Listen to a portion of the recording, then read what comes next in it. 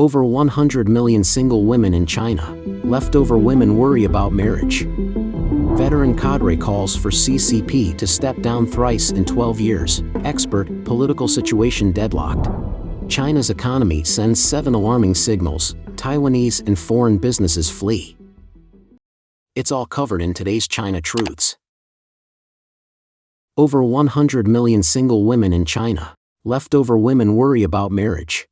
In April this year, Hangzhou hosted a matchmaking event intended for 1,000 participants. However, while hundreds of women attended, only a handful of men showed up. Some men were so taken aback by the low number of male attendees that they left immediately. The single women arrived dressed to impress, only to find very few men present. Why did this unusual scenario occur? It turns out that the organizers had set up the registration so that women could sign up for free, while men had to pay a fee ranging from 100 to 200 yuan, around $14 to $28. The rationale behind this decision is unclear. Typically, many matchmaking events in large cities allow men free entry and charge women, due to the higher number of single women compared to men. Even at events where men attend for free, their turnout tends to be low, let alone when a fee is charged. This event reflects a broader societal issue in China, where women who are well-educated and high-earning yet remain unmarried past the age of 27 are often labeled as leftover women. This label highlights societal expectations for women to marry young, regardless of their professional achievements. Women who pursue higher education and graduate from programs such as PhDs around the age of 28, or even those with a master's degree who remain unmarried a few years after graduation, can face this stigmatizing label. This situation creates a challenging landscape for older women in the marriage market, particularly as men in their 30s often prefer younger partners, leaving older women with fewer options. The phenomenon is widespread across major cities like Beijing, Shanghai, Shenzhen, and Guangzhou, where the number of single older women is nearing or has exceeded 800,000 and continues to rise. Several factors contribute to this trend. In more expensive cities, men who have not achieved financial stability may feel pressured to return to their hometowns, where marrying and settling down is more feasible. Meanwhile, successful men in these cities, who may earn salaries ranging from 40,000 to 50,000 yuan, $5,600 to $7,000, and own significant assets, usually do not consider settling down until after the age of 35. They often prioritize younger, more attractive partners, which exacerbates the difficulty for accomplished older women to find suitable matches. This challenging environment has left many older women with high standards for partners, believing they deserve someone exceptional. However, their unwillingness to compromise on these standards often leads them to dismiss potential matches over minor issues, thereby perpetuating their status as leftover women. Ms. Lee from Nanning exemplifies this situation. Despite being an attractive, financially independent businesswoman from a wealthy family, she remains unmarried at nearly 40. She dated several attractive men in her younger years but was not ready to settle down then. Despite acknowledging that she is not as young as she once was, she remains firm in her preference for handsome partners. Her ongoing search involves numerous blind dates, over 10 in the last 6 months alone, yet she continues to look for Mr. Right. This sentiment is echoed by an older woman who, in a video posted by Strange News Encyclopedia on the platform X on August 9, declared herself a high-quality leftover woman with significant financial assets, up to 3 million yuan in savings, nearly $419,352. She stated her preference for men in their 20s or 50s to avoid the competition and the pretentiousness and pickiness found in men in their 30s and 40s. Amid China's economic downturn, the reluctance to marry is prevalent among singles. Data from the National Bureau of Statistics show that there are nearly 240 million single people in China, with over 100 million being women. Xiao Zhang, a 30-year-old netizen, expressed her anxieties about being unmarried in a Douyin video, highlighting societal pressures and her desire to find a genuine connection. Society often portrays older unmarried women as facing a miserable future. However, Xianya, now 41 and single without children, embraces a different perspective, believing that being single can be as fulfilling as being married. She is open to marriage but is waiting for the right person to avoid a union without love. Similarly, Jing Yan, a 47-year-old from Suzhou, who has been labeled a leftover woman for nearly 2 decades, urges other women not to feel disheartened and to adjust their criteria for choosing a partner. Meanwhile, when Jing, an employee at a large internet company, encountered frustrations with online matchmaking. After paying to send her resume to a male doctor on a matchmaking platform, she was disappointed when he did not even view her profile, leading her to become disillusioned with the process. This experience highlights the contrast between the relatively affordable nature of online matchmaking and the expensive, often prohibitive costs of high-end, one-on-one services, such as the one Lin Yi engaged with. Lin Yi, under pressure to find a partner, paid nearly $2,000 for a service that finally led to a successful match on her second meeting, a story she shared widely on Chinese platform Xiaohongshu. Veteran Cadre calls for CCP to step down thrice in 12 years, expert, political situation deadlocked. Since early August, the 7 members of the CCP Politburo Standing Committee have remained out of public view, sequestered in Beidei, with no appearances as of August 13. During this period, various high-level political rumors have surfaced online, including an open letter from Ling Jiefu, a retired Renmin University professor, which he confirmed he authored on August 11. This marks his 3rd such appeal in 12 years. In his letter, Ling addressed the 2 vice-chairmen of the Central Military Commission, Zhang Youxia and Yi Weidong, citing unverified WeChat claims that Xi Jinping is seriously ill and unable to perform his duties, leaving Zhang and Yi to manage party, government, and military affairs. Ling urged these officials to support his call for change and reiterated his previous proposal, advocating for the creation of a Federal Republic of China in collaboration with the government of the Republic of China. He urged the CCP to voluntarily step down from its one-party dictatorship and exit the stage of history. Furthermore, Ling warned in his letter that the situation facing the Chinese Communist Party is extremely serious. He referenced the 2022 incident in which a large banner in Beijing declared, "The Communist Party must step down," and subsequent protests in major cities with banners reading "Down with the Communist Party."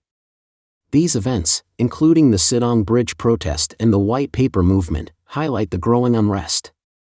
Ling concluded that the situation is grim. Commenting on the letter, Chinese affairs expert Wang He noted the difficulty in assessing the CCP's internal dynamics but pointed out that Ling, with his deep understanding of the party, believes the CCP is on the brink of disintegration, a view shared by many. Also, on August 13, Associate Professor Chen Ximin from National Taiwan University said that Professor Ling's observations are primarily based on information circulating within WeChat circles, which may still be unverified rumors. Currently, numerous rumors are circulating about Xi Jinping's health and potential internal power struggles, but none have been confirmed. Wang Yi observed that Ling's tone appears to be aimed at considering the best interests of the CCP through a peaceful transition, similar to Gorbachev's approach in the Soviet Union. He explained that most within the CCP, except a few in power, believe communism has failed and are focused on securing wealth before the party's collapse, while Xi Jinping still seeks to preserve the party. Consequently, the internal struggles among the CCP leadership are all directed at Xi Jinping and the few who are intent on preserving the party. Wang believes Ling chose this moment of political uncertainty to advocate for a peaceful transition, though it remains unclear if she has lost control, as opposition forces hesitate to act. Meanwhile, Chen Ximin emphasized the need to verify Xi Jinping's health, suggesting that his appearance during the August 18 visit of Vietnam's new General Secretary to Lam could dispel the rumors. Regarding China's current political and economic conditions, Wang Yi commented that they are dire, creating a historically significant pre-revolutionary atmosphere. Unlike the Soviet Union during its decline, China's situation is unique due to the CCP's vast interest groups and its tight control over society, exceeding the descriptions in the political fantasy novel 1984. Wang warned that widespread public awakening could lead to immense pressure, potentially causing internal divisions within the CCP and the breakdown of state control. Associate Professor Chen Shimin pointed out that the stock market is a reliable indicator of turbulence within the CCP. Over the past 6 months, the Chinese stock market has performed poorly, with the Shanghai Composite Index dropping below 3,000 points and continuing to fall past 2,900, signaling a weakening economy. A large group stands behind Ling Jiefu. Ling Jiefu has repeatedly called for major reforms within the CCP, advocating for a federal system to address issues like ethnic conflicts, the Taiwan issue, and the June 4th incident. He sent similar appeals in 2012 and 2020, urging the CCP to step down. Despite China's strict speech controls, Ling has faced no punishment, indicating a rare tolerance from authorities. Chen Shimin notes that some within the CCP still seek political reform, particularly those discontented with Xi Jinping's authoritarianism, though their ability to unite remains uncertain. Wang Yi suggests that Ling's letters represent a significant faction within the CCP and that his continued ability to publish these appeals without repercussions shows his careful navigation of the political landscape. China's economy sends 7 alarming signals: Taiwanese and foreign businesses flee. The Organization of Petroleum Exporting Countries, OPEC, has announced a reduction in its forecast for global crude oil demand, citing unclear economic prospects in China as the cause. This uncertainty is raising concerns among various nations. Commentator Tang Hao gave his analysis in an episode of the Crossroad program with the following key questions: what are the emerging warning signs in China's economy? Is it still advisable for Taiwanese and foreign businesses to continue their investments there? What additional risks should Taiwanese businesses consider for the future? And what shocking details are hidden behind these economic warnings? Warning 1. Global industrial chains move to reduce risk as China's economy deteriorates. It's widely recognized that following the US-China trade war in 2018 and the pandemic in 2020, China's economy has been sluggish, characterized by massive capital outflows. This situation is exacerbated by a collapsed real estate market and extensive unemployment, crippling the 3 main drivers of the Chinese economy: investment, consumption, and export trade. Moreover, the CCP's attempts at international expansion have damaged relationships with Western and Japanese nations, leading global industrial chains to pursue a strategy of reducing risk by decreasing their reliance on China. These factors have not only worsened the economic decline but also pushed the economy to a state that is almost irreparable. Take, for example, the recent third plenum of the CCP, which publicly promised to deepen reforms and open up but failed to present any tangible economic strategies or solutions, offering only slogans and superficial measures. This underscores from yet another angle that the CCP truly lacks the means to revitalize the economy and is now out of viable options. As a result, Taiwanese business investments in China have markedly declined. The share of Taiwanese investments in China relative to their total overseas investments, which peaked at 83.8% in 2010, had plummeted to just 11.4% by 2023. This significant reduction highlights the bleak outlook for China's economy, making it increasingly challenging for companies to generate profits. Warning 2. Cash-strapped government delegates taxes to local authorities, raising fears of legalized robbery. Local governments across China, already deep in debt and struggling to meet payroll, face new pressures as the central government delegates the authority over consumption taxes to them in a bid to relieve financial strain. Experts claim that this move was insufficient, pointing out that last year's consumption tax revenue of 1.6 trillion yuan, about $223.65 billion, is dwarfed by local deficits totaling 16 trillion yuan, suggesting that this shift in tax authority may not ease the financial burdens significantly. The deeper concern lies in the transfer of power. With the central government offloading fiscal responsibilities, local governments gain the autonomy to potentially implement aggressive taxation policies. Businesses of all sizes are already feeling the impact, facing rigorous tax audits and retrospective financial investigations. Some regions have established police and tax joint operations centers to intensify revenue collection from businesses. Moreover, the Ministry of Finance is contemplating allowing local authorities to manage non-tax revenues, paving the way for a potential increase in various fees and fines. This raises concerns that local governments could resort to what some describe as legalized robbery to fill their coffers. Warning 3. Ramp up in anti-Taiwan independence campaign, Taiwanese at risk of cultural revolution-style persecution. The CCP has significantly intensified its campaign against Taiwan independence, not only by issuing the 22 measures against Taiwan independence but also by creating a specific section on the Taiwan Affairs Office's official website to list 10 alleged staunch Taiwan independence activists and soliciting reports against them via a dedicated email. While some may dismiss this as an internal political struggle, its implications are broader. This intensification of the anti-independence campaign is strategically designed to deflect domestic discontent away from the party's own shortcomings by creating external adversaries. The party's failures in managing the economy, maintaining stable international relations, and influencing Taiwan's elections, which saw a victory for Lai Ching-te, are being redirected to foster new points of public anger and resentment against perceived external threats. In such a charged environment, Taiwanese businesspeople and employees working in China must be exceedingly vigilant. Failing to adhere to CCP directives can have dire repercussions. Individuals may be accused of supporting Taiwan independence, which can lead to being publicly denounced in a manner reminiscent of the Cultural Revolution, along with the confiscation of their assets. Alternatively, they might be coerced into confessing their supposed transgressions and surrendering their assets as a supposed act of gratitude for the party's leniency. Warning 4. CCP's unstable regime frequently implements stability measures. Last year, the Chinese Communist Party amended the anti-espionage law, initiating a nationwide anti-spy campaign that deterred many foreign businesses. In July of this year, under the pretext of this law, the CCP expanded its searches to include people's smartphones and computers.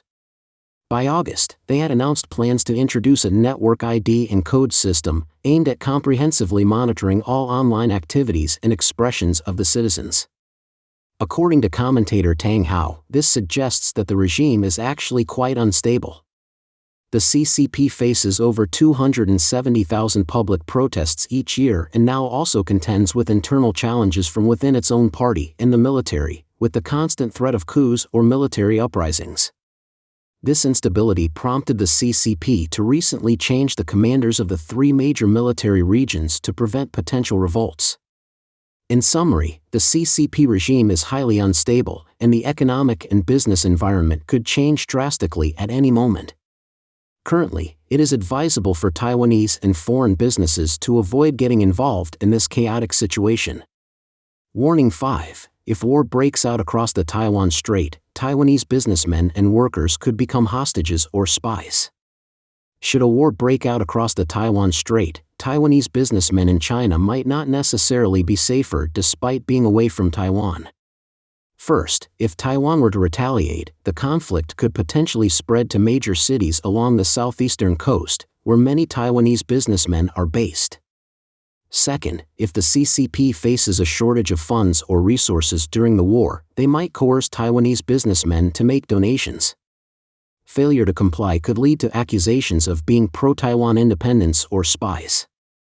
Third, if the CCP's military efforts are unsuccessful, they could take Taiwanese businessmen hostage to pressure Taiwan, or even the U.S., into negotiations or concessions. The adage, "A wise man does not stand under a dangerous wall," aptly describes the current situation in China, which represents a precarious backdrop. Warning 6. Organ harvesting and body trafficking expose both adults and children to risks. The CCP's involvement in organ harvesting for the black market is a well-known global atrocity. For example, recently, Falun Gong practitioner Cheng Peiming spoke at a press conference in Washington, D.C., detailing his miraculous survival after the CCP harvested parts of his liver and lungs, a fact confirmed by several attending doctors. While many Taiwanese businessmen are older and not typically targeted by the organ harvesting industry, what about their children or younger Taiwanese workers? There have been numerous reports in recent years of young students in China suddenly disappearing or being declared dead, their bodies never returned to their families. These individuals are often suspected to be victims of organ harvesting. A notable case is that of Usinyu from Jiangxi, which gained attention 2 years ago and was later confirmed to have been a case of organ harvesting. Furthermore, as we've mentioned recently, reports have emerged involving several companies, such as Shaanxi Auroi Company, engaged in body trafficking, where bodies are secretly processed for other uses. It is suspected that some of these bodies may originate from organ harvesting victims, whose bodies were sold for further processing after their organs were removed, which is deeply disturbing. In China, the theft and sale of bodies for use in manufacturing is not a new issue. Mr. Tang Hao said that once discussed this with an insider who, when asked who purchases these parts, cryptically replied that some cosmetics and skincare companies do so without ethical consideration.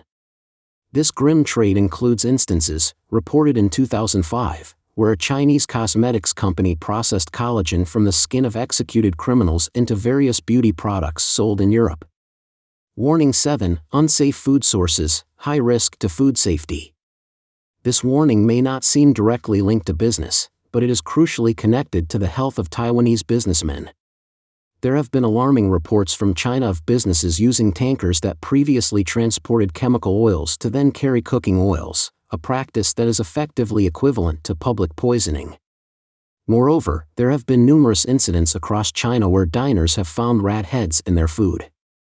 Authorities often dismiss these cases by claiming the objects are duck necks, but this raises questions. Why are only rat heads being found, and where's the rest of the rat?